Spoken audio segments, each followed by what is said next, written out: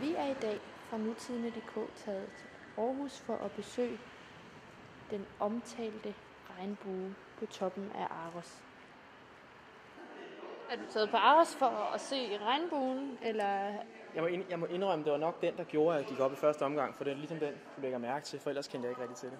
Jeg kom til Aarhus for at komme til Aros og se regnbuen sammen med en kollega. Er du taget herind den her gang for at komme herop og se regnbuen? Ja. Hvad synes du ellers om at gå på museum og se kunstudstillinger?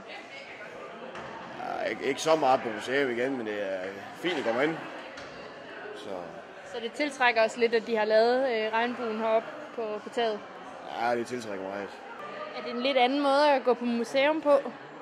Ja, fordi at nogle gange så er det bare med at se gamle ting og historie og sådan noget med skolen at gøre. Det er lidt kedeligt. Hvad synes du, det er for en oplevelse at gå rundt heroppe? Meget specielt. Ja. Man går jo ude i det tomme intet næsten, ikke også? Og jeg synes, det er fint. Ja. Jeg synes, pengene gik godt ud. For enden af regnbuen og i midten af Aarhus har Aros sat et helt nyt varemærke på byen.